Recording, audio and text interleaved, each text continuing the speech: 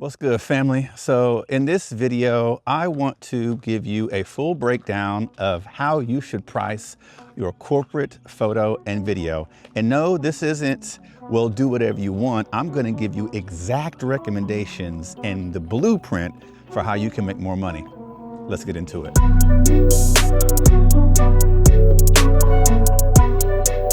What's good, family? I am out here at one of my quarterly getaways to kind of rest and recharge, but I wanted to talk to you about pricing because I know so many of you are struggling. What should I charge? Like, how am I gonna scale my business? How am I gonna make more money? I got you covered. So this video is not gonna have any fluff, no cinematic B-roll. This is just straight game coming from somebody who currently does this in real time. And if I was your mentor, this is exactly what I would tell you. So please take notes. This isn't going to be the shortest video, but I promise you, you're going to get massive value. This video is going to be divided into two parts. The first part, I'm going to talk about who you need to be and some of the things you need to put in place before you just go and change your prices. This is going to set you up for success, I promise. In the second part of the video, I'm going to talk about exactly what I think you should set your pricing at. Let's talk about the things you need to put into place before you even think about changing your prices, okay? So first things first, I need you to get a website. That's right, a website. Listen, I'm gonna hurt some people's feelings, but there are so many of you out there that I come across, that I meet daily, weekly, that don't have a website. When I'm out and about shooting conferences and I have all the gear and all the stuff, I have so many people that approach me. They're like, hey man, how'd you get started? Man, I'd love to do what you do one day. First question I ask them, okay, what do you shoot? Well, I have a camera and this and that, and I'm making a little money, and I just, how do I get to where you are? The very next question I ask them is, do you have a website?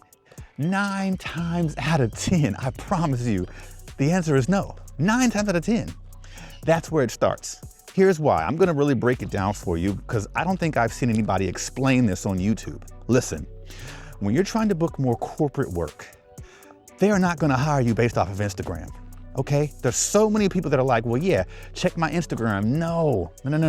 You are leaving money on the table because the person that's gonna hire you, they're not on Instagram. Hell, they might not even have an Instagram. The person that is trying to drop $10,000 on you to shoot their 4-day conference, this is someone that's gonna be a director of marketing, right? Like they're gonna be a C-suite level marketing executive who's handling high-level decisions. They're not going to an Instagram account to spend $10,000, okay? They're sending out RFPs, but more importantly, they are reviewing websites and full portfolios. A website that positions you as a credible source, a website that positions you as a credible player in the corporate space, a full portfolio, an About Me page, a contact form, and if you choose to do so, clear pricing. So before you do anything, before you raise your prices, please trust me on this one. You have to build a website. It doesn't have to be 1,000 pages. It could be a 1-page website that has some of your work, a contact form at the bottom, and a little bit more about the services that you offer. But trust me when I tell you, when your point of contact is a 45-year-old woman or man who's sitting in a boardroom somewhere, they're not going to Instagram. And I'm gonna be real with you. Some people would disagree with me on this one.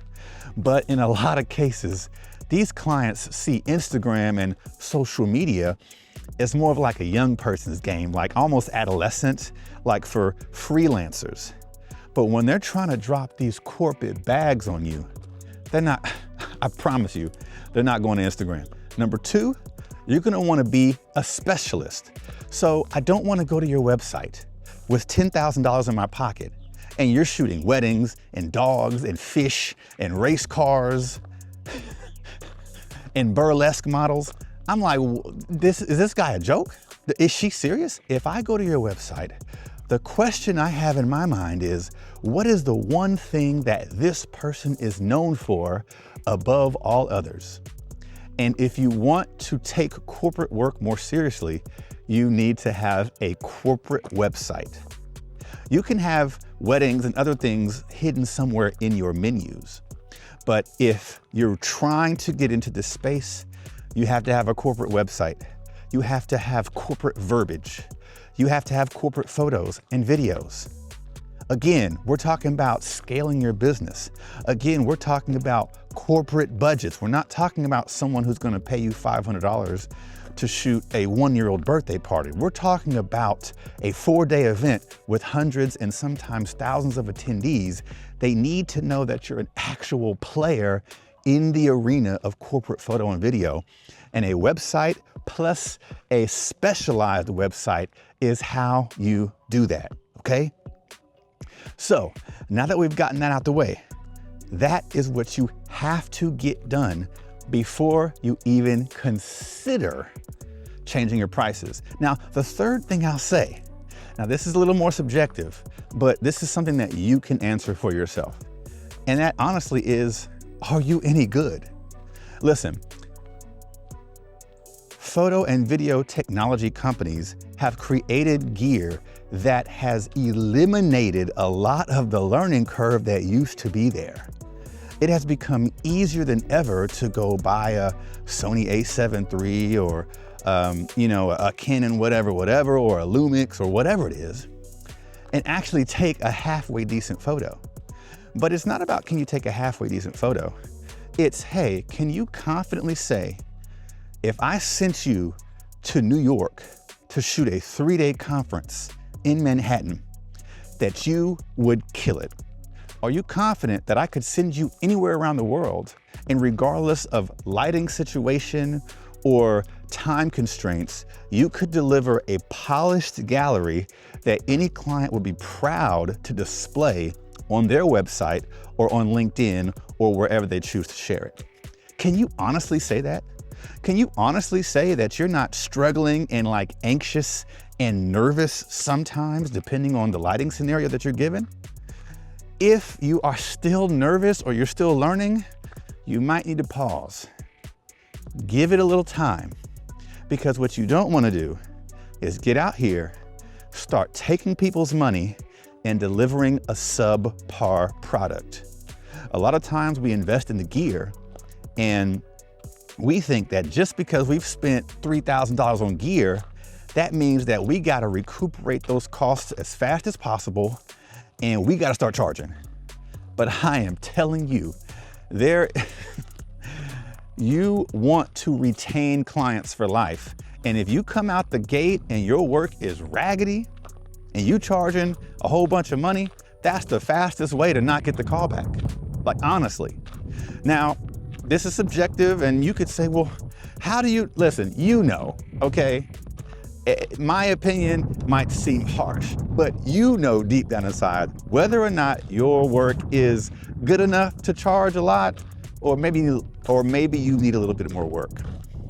But I'll leave that up to you. But to recap, for part 1 of this video, you need a website, not an Instagram, not a shoot-proof gallery.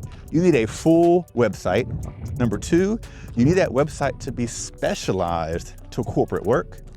And number 3, you need to actually be good. You need to actually be a good photographer, a photographer that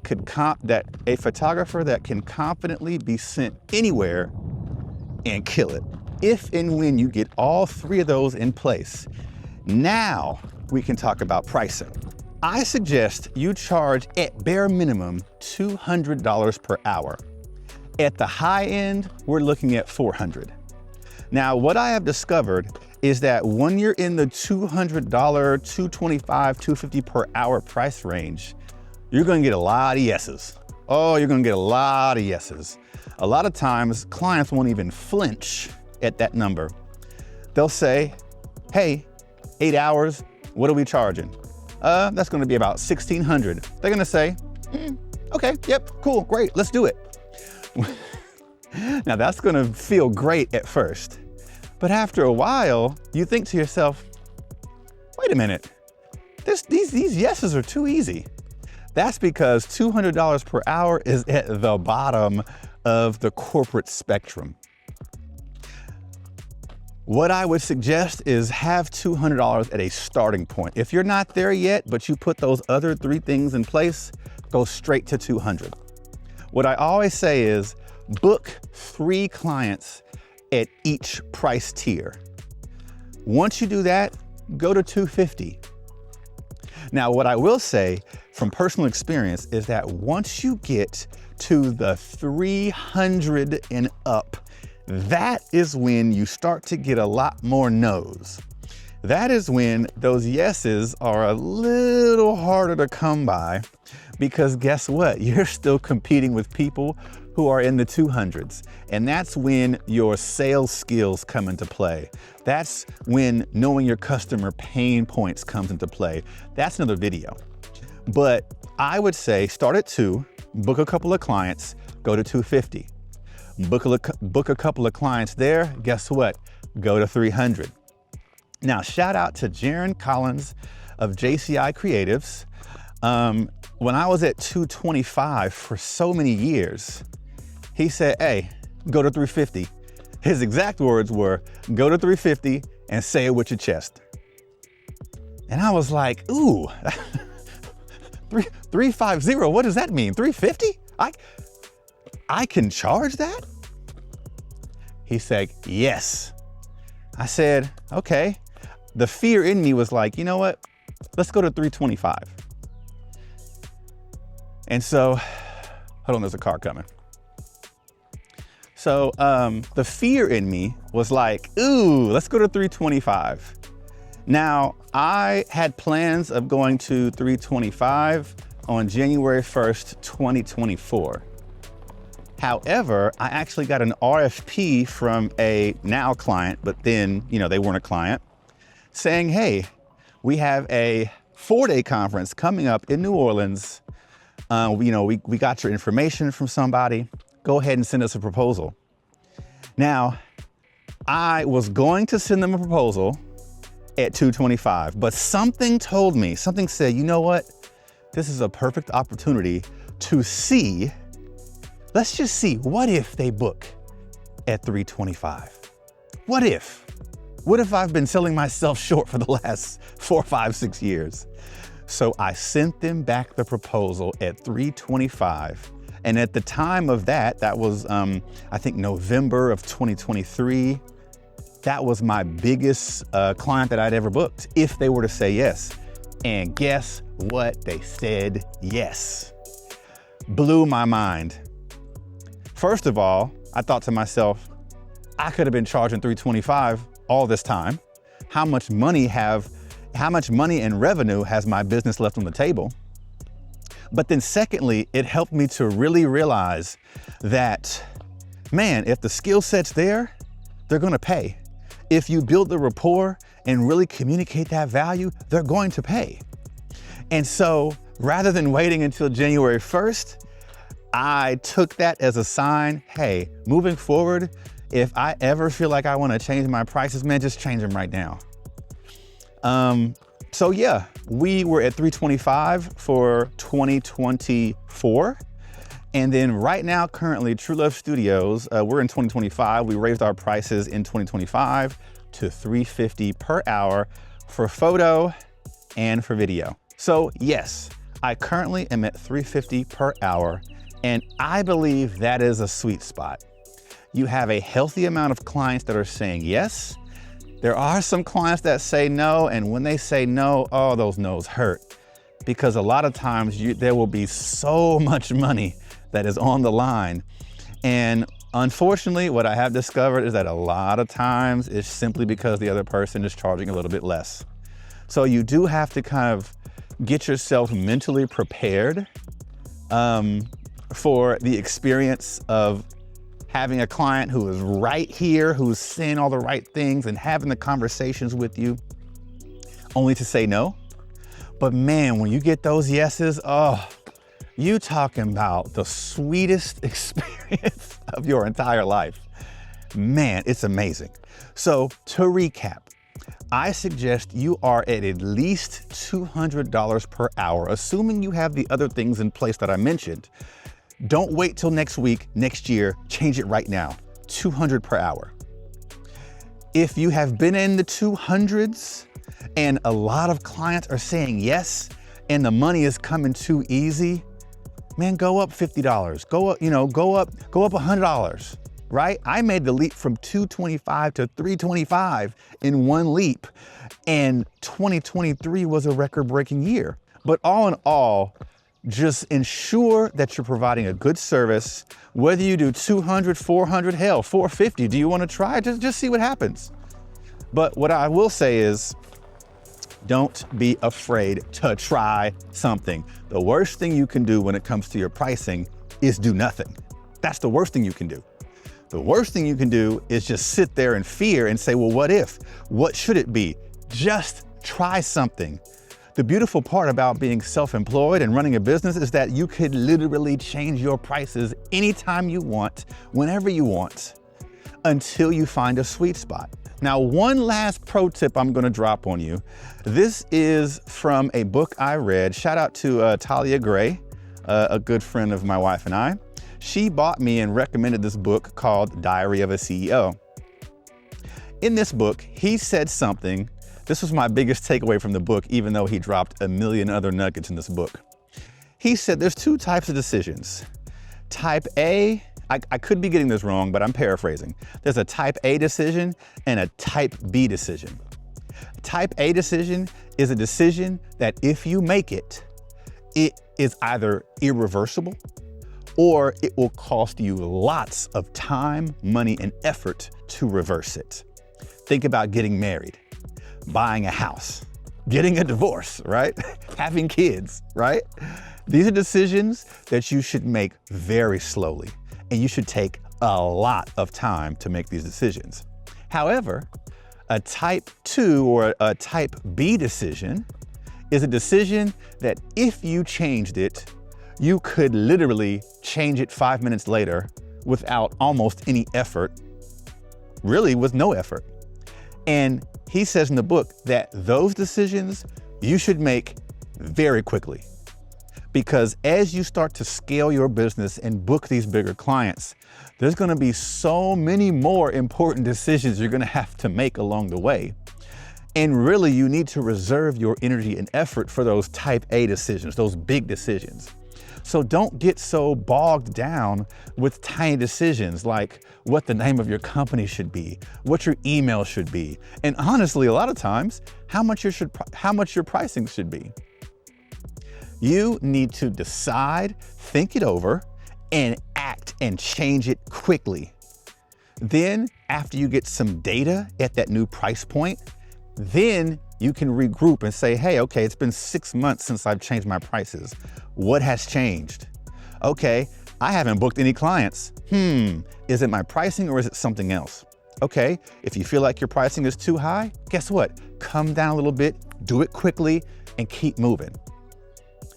Listen, I'm telling you guys right now, I'm dropping serious game on you guys because life is about decisions. Life is about moving forward. Life is about progress. And for so many people who are photographers and videographers, we're so focused on the creative side of it that we neglect the numbers. But in my experience, the numbers have told me that if you are shooting corporate photo and video at a decent to high level, you need to be between $200 and $400 per hour, bare minimum. And then you adjust as you go from there, okay? Anyway, guys, y'all, thanks for rocking with me on this video.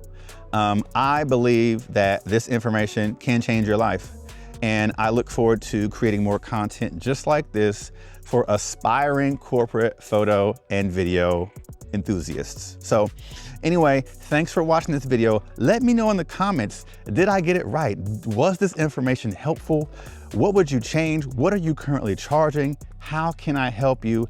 I really try to be an open book of knowledge and assistance for anybody who is trying to get to that next level, because I am a living testament.